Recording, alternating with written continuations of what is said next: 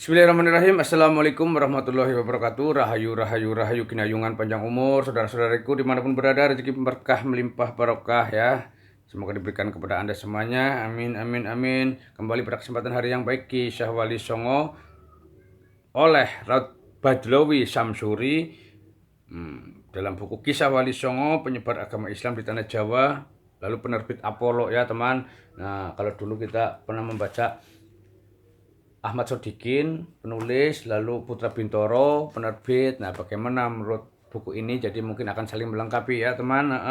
Kemarin kita sampai tentang perbedaan kasta pada ajaran lama yang mengakibatkan kaum bawah itu tertindas. Nah, lalu dengan ajaran Wali Songo ini kaum bawah dirangkul, dihormati dan dihargai. Jadi lama-kelamaan perbedaan kasta itu hilang. Oke, teman. Tinggal golongan ya, teman. Nah, bismillahirrahmanirrahim. Semoga bermanfaat. Kita lanjut ya. Bab 1 nih, Syekh Maulana Malik Ibrahim ya teman. Syekh Maulana Malik Ibrahim. Kebijakan Maulana Malik Ibrahim dalam berdakwah. Oke, sebelumnya mohon maaf apabila ada salah kata, lafaz, kata, dan bahasa. Tidak bermaksud menyudutkan pihak dan golongan manapun. Kebijakan Maulana Malik Ibrahim dalam berdakwah. Menurut dari beberapa sumber sejarah bahwasanya Syekh Maulana Malik Ibrahim yang terkenal dengan sebutan Syekh Maghribi juga banyak menamakan kakek bantal. Ada yang menamakan kakek bantal ya. Adalah seorang tokoh ulama yang ahli tata negara berasal dari negeri Turki, teman. Dalam riwayat lain ya, beliau berasal dari Gujarat dan ada yang mengatakan dari Iran, serta ada juga yang mengatakan dari Arab. Nggak apa-apa ya, perbedaan.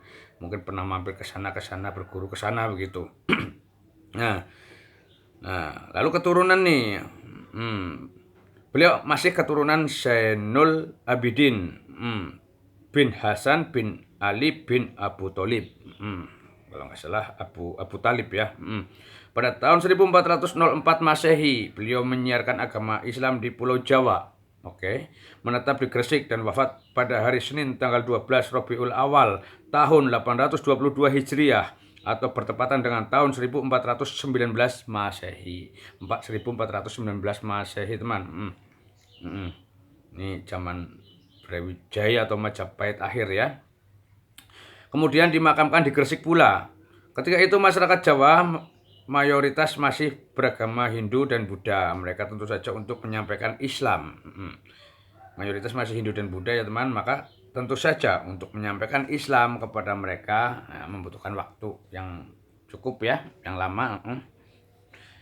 Dan kebijaksanaan serta kesabaran begitu teman. Ini eranya beliau meninggal ya bertepatan dengan tahun 1409 Rabiul Awal tahun. Nah, pada tahun 1404 beliau menyiarkan agama Islam di Pulau Jawa, menetap di Gresik dan wafat pada hari Senin tanggal 12 Rabiul Awal tahun 822 Hijriah atau bertepatan dengan tahun 1419 Masehi. Kemudian dimakamkan di Gresik pula ini ya, teman. Jadi ada kesamaan dengan buku yang dulu. Mereka harus membutuhkan, jadi waktu Syekh Maulana Malik Ibrahim ini perlu waktu ya. Pulau Jawa waktu itu keadaannya seperti itu ya. Demikian juga Syekh Maulana Malik Ibrahim. Nih, Syekh Maulana Malik Ibrahim yang menyampaikan Islam kepada mereka nih. Melakukan dengan sangat berhati-hati, penuh kebijaksanaan, dan lebih dahulu beliau mengadakan pendekatan terhadap segala lapisan masyarakat. Oke. Agama dan adat istiadat mereka tidak ditentang dengan begitu saja. Beliau memperkenalkan keluhuran budi pekerti yang diajarkan Islam.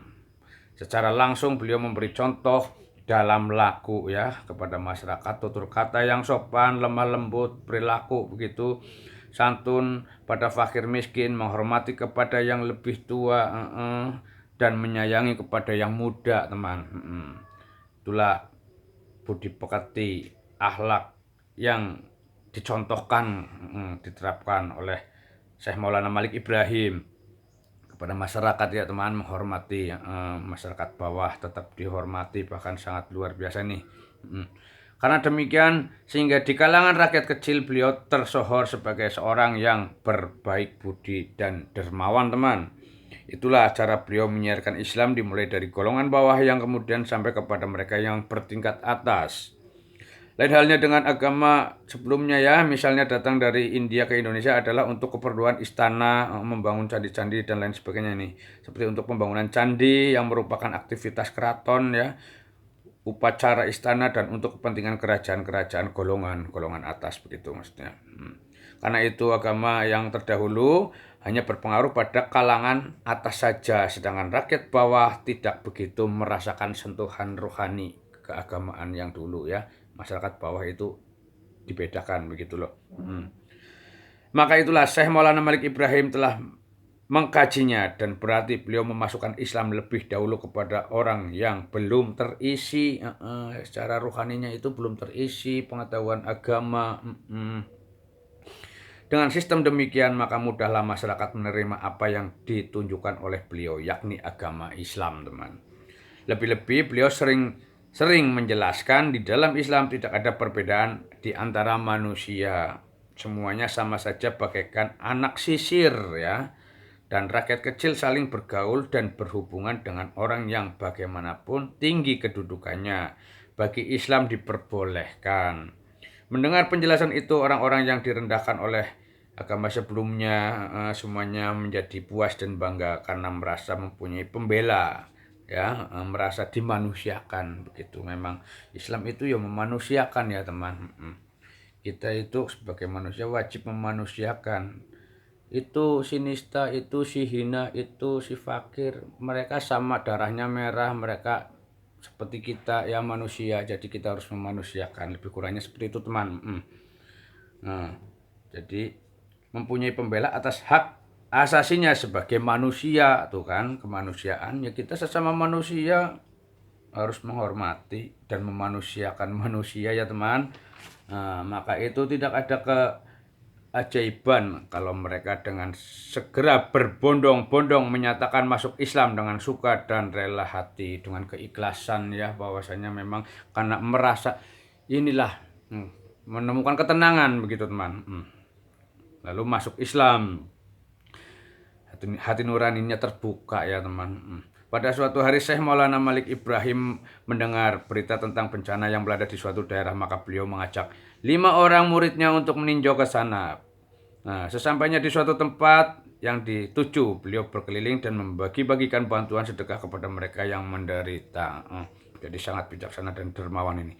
Setelah itu meneruskan perjalanan mencari, barangkali masih ada masyarakat di daerah lainnya yang perlu untuk dibantu. Akhirnya beliau sampailah di satu tempat di mana manusia berkerumun. Di sekeliling suatu panggung tersebut terdapat tumpukan batu-batu. Nih, ada suatu seperti ritual apa begitu ya teman.